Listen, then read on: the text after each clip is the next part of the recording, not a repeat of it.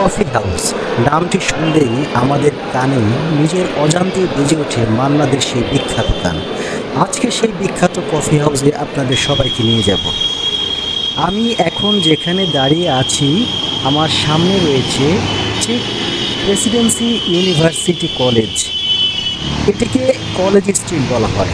এখানে রাস্তার মাঝখানে আপনারা দেখতে পাচ্ছেন রেল লাইনের মতন, এই রেল লাইন দিয়ে ট্রাম চলে।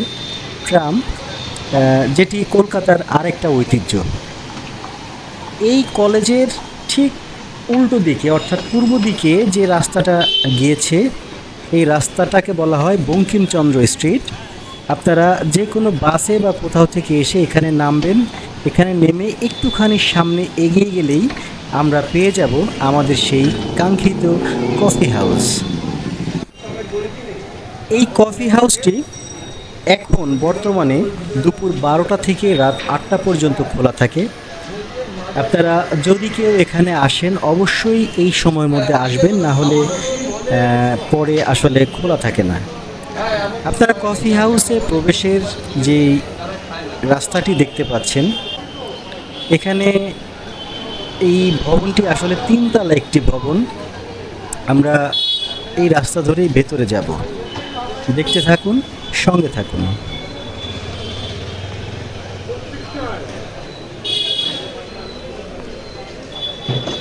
এই রাস্তায় ঢুকতেই চোখে পড়বে হাতের ডানে একটি সুভেনির শপ, অর্থাৎ বইয়ের দোকান।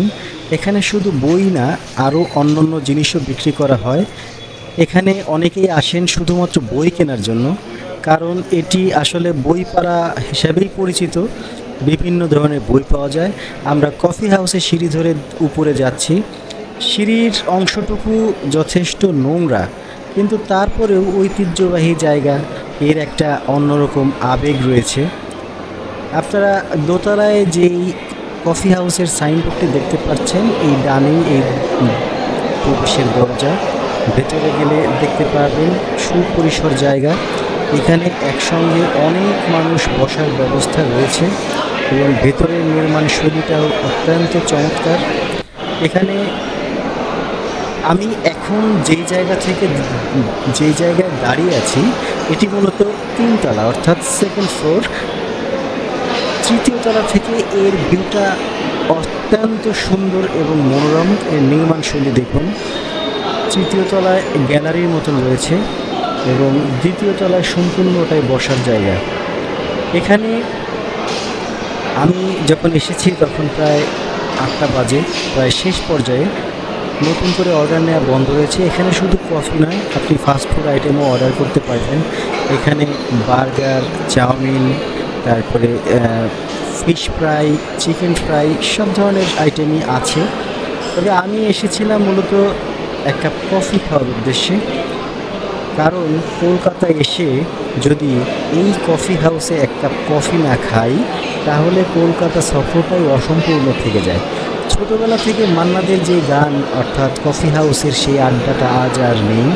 এই গান শুনে বড় হয়েছি, অথচ এই গানের সূতিকাগার যদি দর্শন না করি, তাহলে মনের ভেতর একটা অপূর্ণতা থেকে যায়।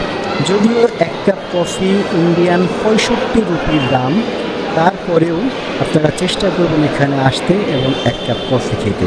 ধন্যবাদ সবাইকে সাথে থাকার জন্য।